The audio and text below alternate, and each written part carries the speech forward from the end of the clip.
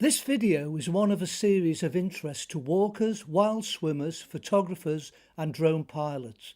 It provides the most detailed description available of the Watkin path. See links below for the other episodes and ideally start at episode 1.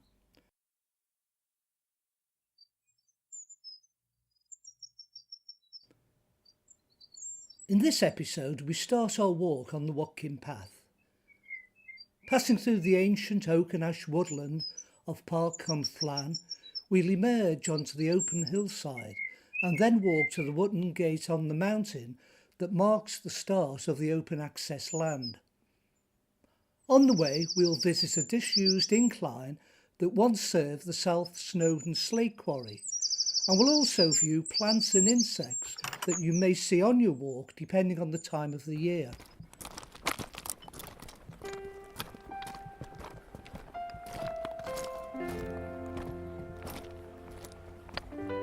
Not shown here, but feral goats are not just on the mountain, you sometimes see them in the woodland as well, so keep a lookout to the slope on your left.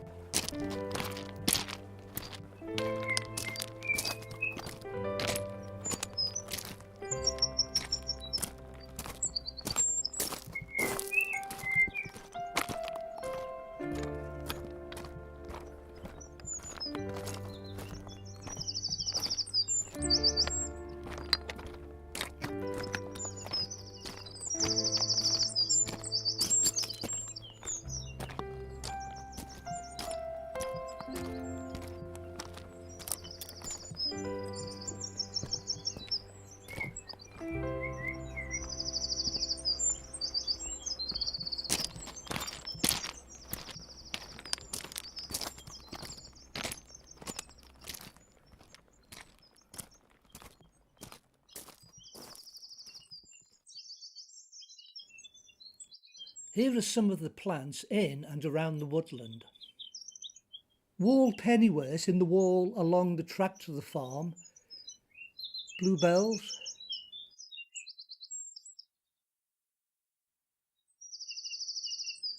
yellow pimpernel, maybe,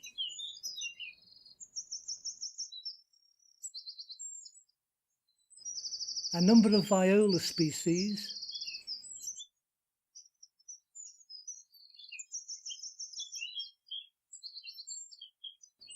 stitchwort,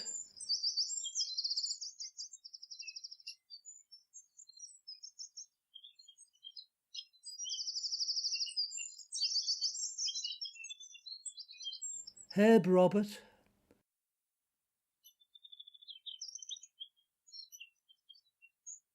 the scented wild white rose by the track to the farm,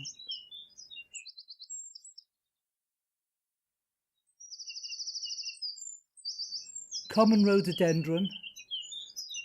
You may also see winter aconites and primroses early in the year. The invasive rhododendrons are a serious problem and efforts have been made to eradicate them, although that's extremely difficult. Nant Gwynant is one of the worst affected areas. Further on we'll see other shrubs and flowers. Up more steps.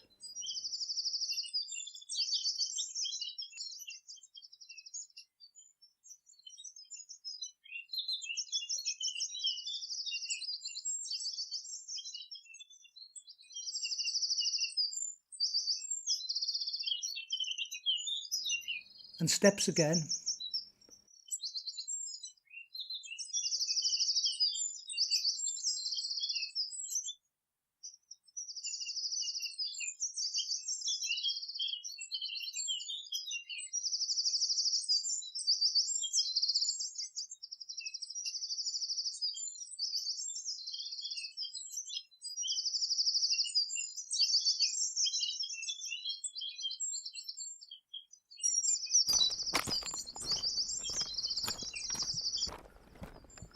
We approach the first of two bridges over stream. If you are lucky, you may see the beautiful demoiselle, that's its name, damselfly here at its typical habitat near fast-flowing streams.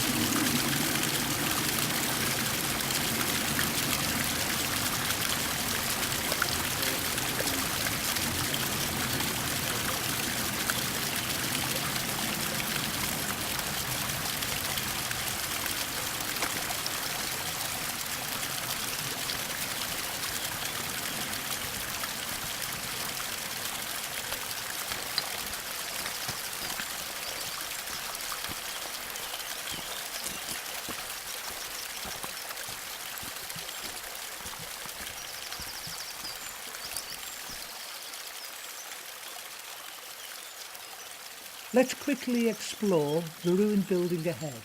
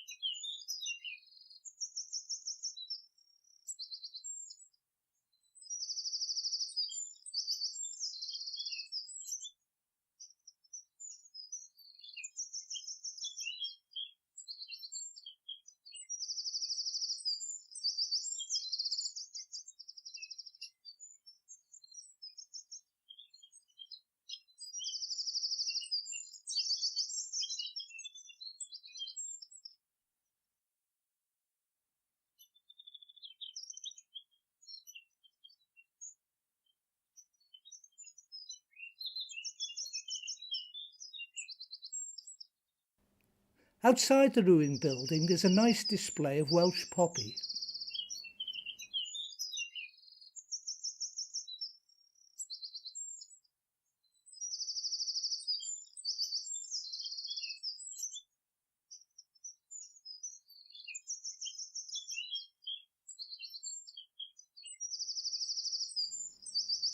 Just before we reach the Hafod y Fflan information board, there is a large rhododendron species. This is what it's like earlier in the year.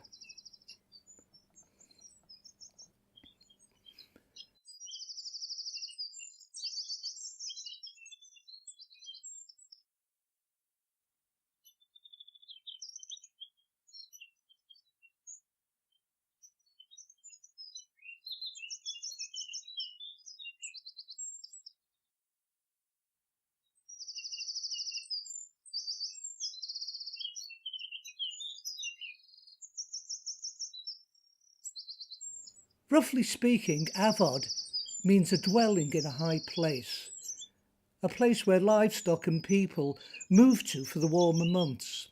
Llan, in this context, probably means an enclosed piece of land. This panel shows evidence of 17th century copper mining, the slate quarry workers' barracks and Sir Edward Watkin's cottage. We're reminded to wear appropriate footwear for the time of year and to be aware of deep mine workings on the mountain. Taken many years ago, that shows the construction of the steps where we started our walk.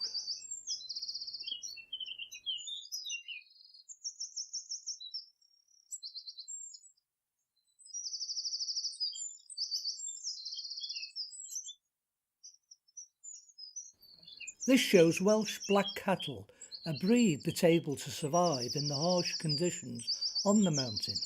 If we're lucky, we'll see them today.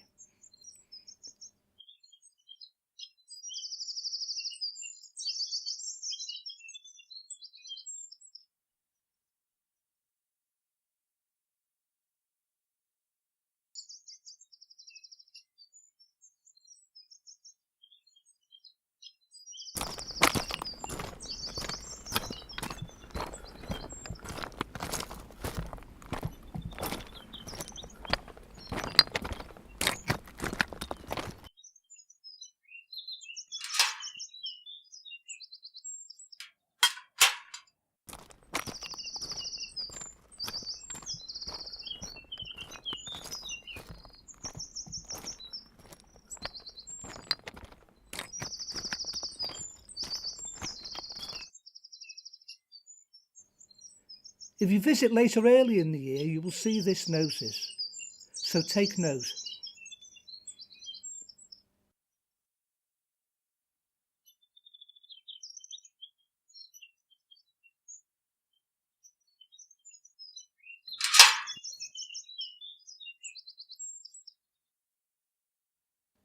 After going through the second metal gate and past this location, there's a mound to your right. Climb it and look back across the path.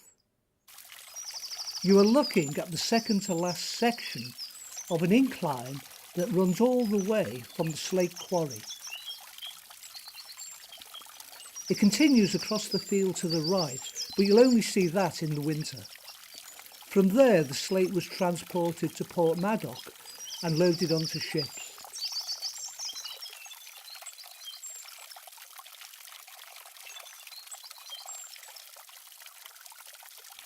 This final section is dark and wet and covered with ferns and liverworts.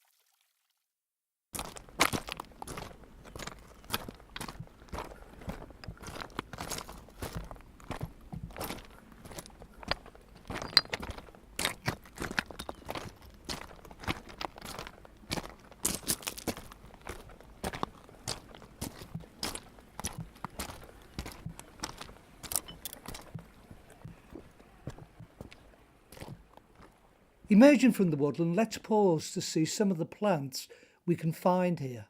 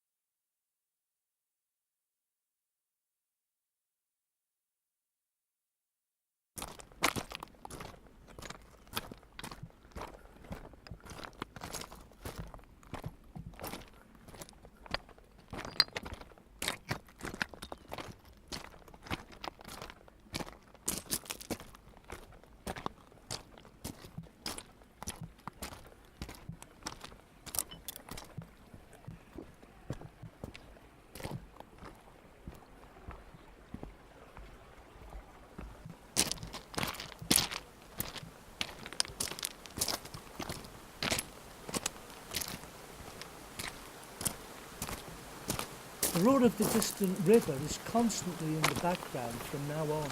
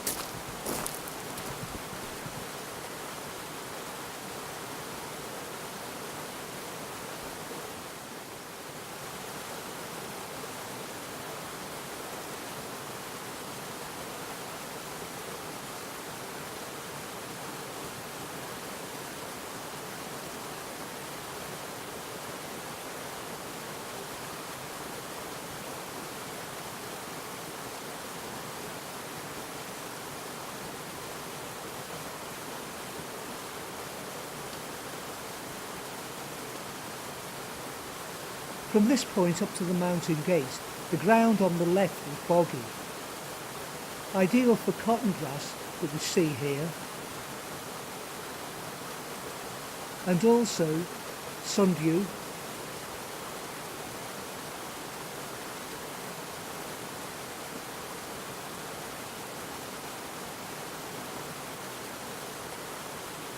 common spotted orchid,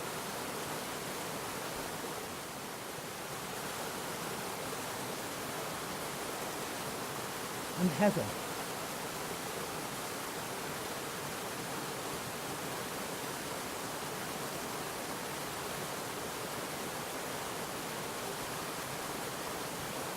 Alongside the gravel path there is wild thyme.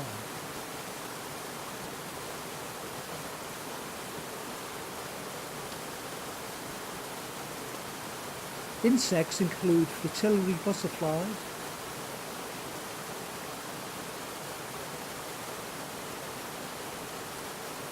keel skimmer dragonfly,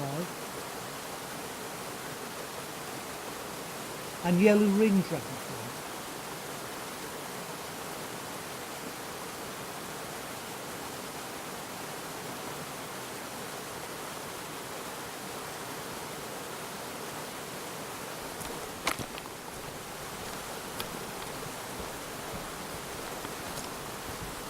As hoped for, there is Welsh black cattle and their calves. Low down on the mountain, which usually indicates the ground here is not too dry at the moment. These cattle are one of the few breeds that can convert Snowdon's rough herbage into milk.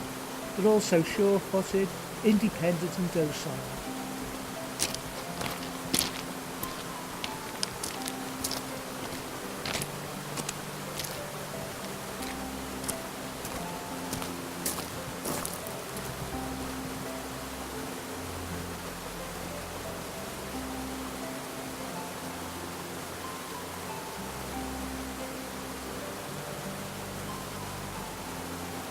We catch a first glimpse of the waterfalls on Afon Flan.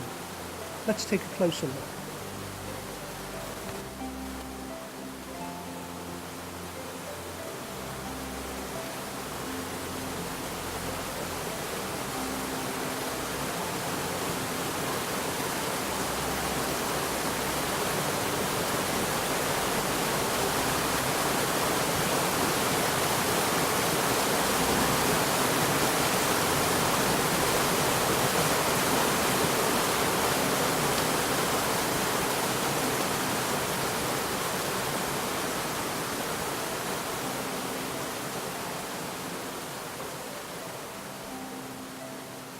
We're now getting a clear view of the incline down the side of pen-y-gwryd. It crosses the Watkin path near the stone wall and continues across the open ground to meet the path where we are now. Although no longer visible, it used to cross the ground to our left before entering the woodland. Lowering slate-filled trolleys down such a steep slope seems rather foolhardy, especially as speed of descent was controlled by an enormous lever pressing brake pads against the winding drum. Such were the 1840s.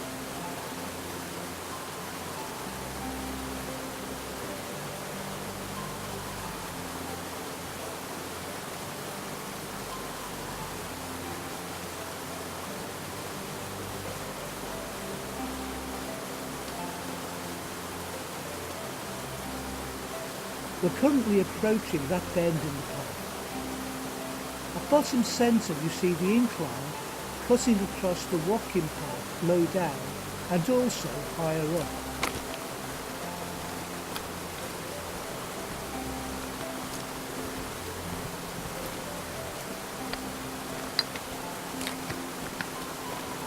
The National Trust was able to buy the 4,000-acre Harrogate flag estate after an appeal in 1998 raised £5 million from 250,000 donations. They constantly need more donations to repair the heavily used footpath.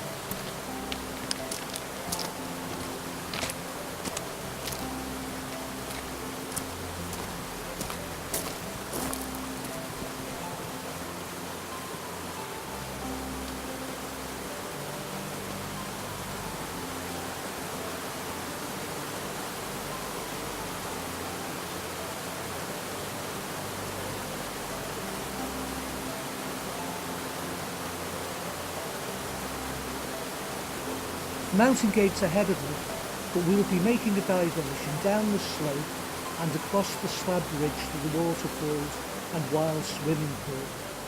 For that, see the next episode.